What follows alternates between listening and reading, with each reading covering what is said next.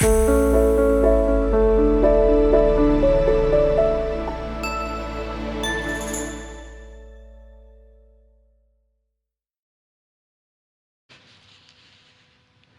I'm going to be reading an article that the Hindustan Times called Diversity in Unity, Essential for Life. This was published on the 12th of August, 2002. It reads as follows, and I'm going to read it because it's published in the book, Spirit Matters.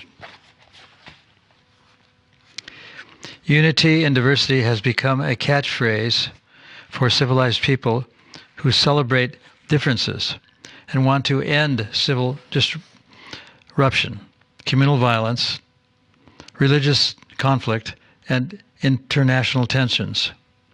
The principle of unity and diversity has its origins in the concept of achintya bheda bheda tattva, inconceivable or simultaneously oneness and difference. Although the Vedas enjoin sarvam kalva idam brahma, or everything is non-different from God, who is the Supreme Brahman, this creates logical enigmas. For example, if everything is one, why don't I eat my father? Further, how can Brahman be complete since it is also presupposing negation of everything material?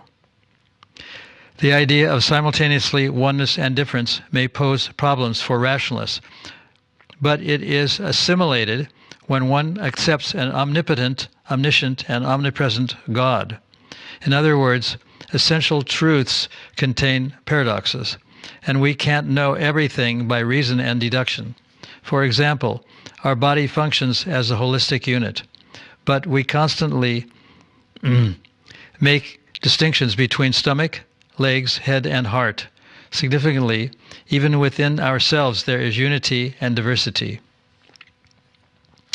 We want to relate to ourselves and others, and yet be separate. To repair to remote Himalayan villages, to dance on the streets, to find a cave, distant hermitage, or ashram where we can simply contemplate mystic phenomenon for the rest of our lives. Wouldn't it be wonderful to be rid once and for all of responsibility and unceasing duties and be a renunciant? Readers of the Bhagavad Gita learn that the true mystic is not, open quote, he who lights no fire and performs no duty, close quote. This theme recurs in Vedic literature. Madhavacharya writes, open quote, when we think that the living entity is non-different in all respects from the Supreme Lord, then there is no doubt that he is in ignorance, close quote. Great sages of the past have taught us that renunciation is incomplete unless we use everything in God's service. For instance, Rupa Goswami has written in his Bhakti Rasamrita Sindhu 2.255 including 256, that, open quote, when one is not attached to anything, but at the same time accepts everything in relation to Krishna, one is rightly situated above possessiveness. On the other hand, one who rejects everything without knowledge of its relationship to Krishna is not as complete in his renunciation, close quote. One can be active, but learn how to dedicate all his or her activities to God.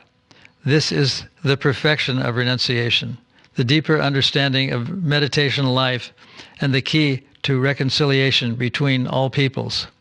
Duty is a sacred principle. Duty is a sacred principle, and as this principle, it is joyous to everyone to perform. Hare Krishna.